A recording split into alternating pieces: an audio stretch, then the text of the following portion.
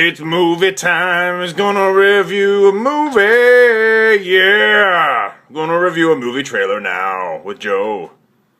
Okay, trailer review, quasi movie review of the movie Only God Forgives. Ryan Gosling plays a boxing martial arts promoter in Thailand, and his brother gets involved with some bad dudes, and brother gets killed, and Ryan Gosling tries to avenge his brother's death and fights the bad guy who is God in the movie, and Ryan doesn't win. Let's put it that way. It's really trippy. I was kind of bummed out that it doesn't have a happy ending at all, and it's really it's really deep movie, and I think it's going to go over the head of most people who watch this thing. It's a beautifully shot movie. Only God Forgives. I would skip it completely unless you were like watching a marathon of Gosling or Nicolas winding Refn's movies. Anyways, talk to you next time. Bye. Movie trailer review time for Bronson. This is another Nicolas winding Refn movie. Tom Hardy plays a scoundrel, no good for nothing guy who uses his gut and his brutality to get what he wants in life, and all that gets him is like 28 out of 30 years in prison, his entire life, or something like that. And it's really arty. It's a lot like Clockwork Orange, just like the trailer suggests. The movie's hard to watch, but it's, out of all of Nicolas winding Refn's movies that I've seen, this one's the second easiest to watch. It's good, great soundtrack, and as are almost all of his movies. Would I recommend it? Yeah, I definitely would see it first opening weekend, and I recommend you seeing it. It's good. It's also really trippy, but there's enough going on to keep you interested.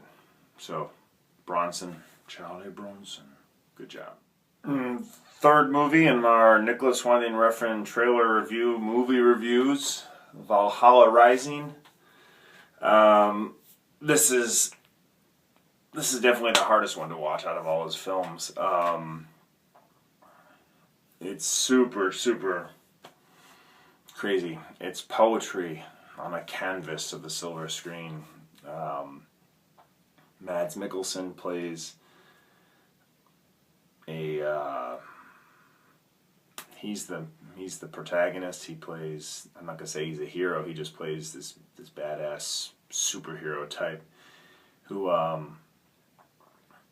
is enslaved, kind of like Conan the Barbarian at the beginning. Then he breaks free from pit fighting in the Scottish Highlands, and he goes on a trip to the New World to bring Christianity to the Indians.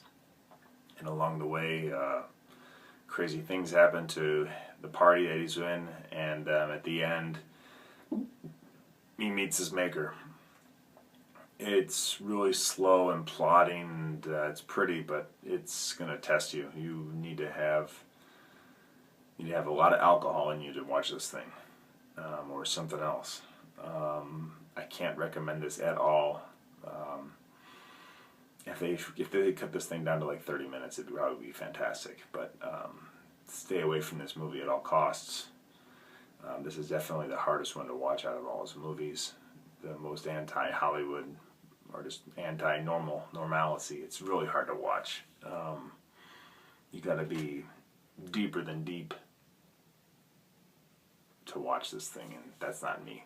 Anyways, Valhalla Rising. Great efforts, just skip it. This is for the hardcore fan only. Bye. This is my favorite drive. This is good. It's a little bit slow. It's methodical, but nothing like any of his other movies. Nicolas Winding Refn. The most commercial. This is a great film.